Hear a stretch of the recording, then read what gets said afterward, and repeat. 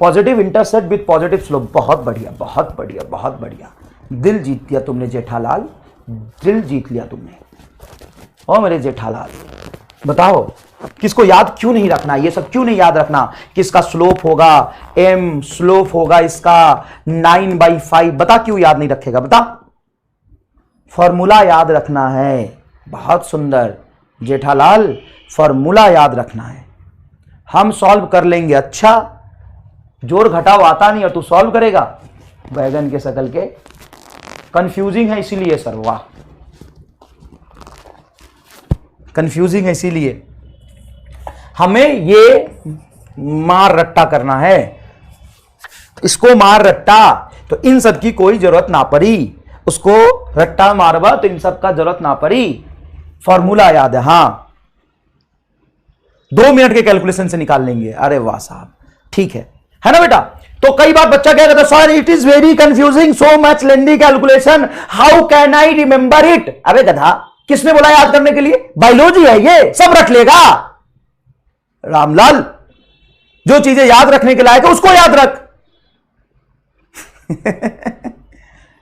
जो चीज डायरेक्ट है उसको याद रख, और कुछ 2 लाइन के कैलकुलेशन से आ रहा है तो उसको कैलकुलेट करना साहब। मार रट्टा मार। चले कर देख सर, क्या था रिलेशन, भूल गए। लिए था C-0 reading -0 upper limit minus lower limit बराबर रीडिंग -32 बटा 212 माइनस 32।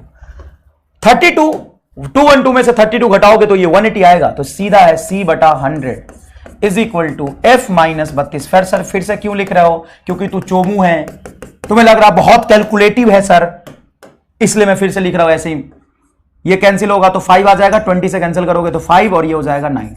अच्छा बेटा ये देखो तो क्या आया, C/5 is equal to F/9 minus 32/9। ऐसे लिख सकता हूं ना, 9 से दोनों तरफ डिवाइड कर दिया।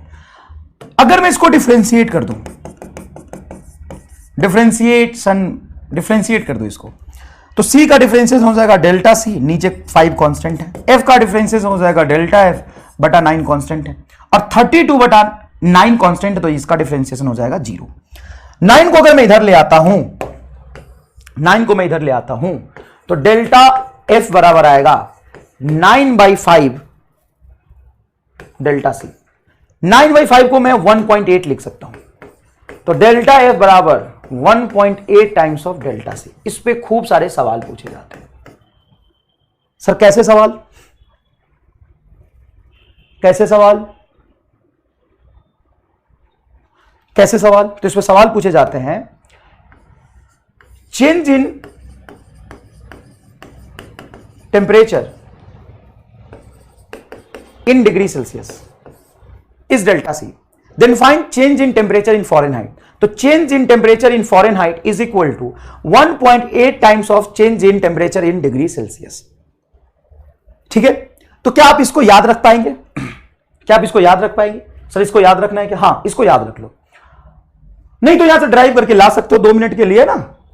चेंज इन फॉरेनहाइट, क्योंकि इस पे सवाल बहुत सारे होंगे ना, तो 2-4 सवाल करोगे तो अपने आप याद हो जाएगा, तुम्हें करने की जरूरत नहीं होगी। Change in Fahrenheit is equal to 1.8 times of change in degree Celsius, right. तो ये हम डिग्री सेल्सियस एंड फॉरेनहाइट में बातें कर रहे थे। ये मैंने कॉपी बना लिया, ये एज इट इज है तुम्हारे पास पिछले पेज पे, चिंता करने की जरूरत नहीं है। अब हम रिलेशन देखेंगे, अब हम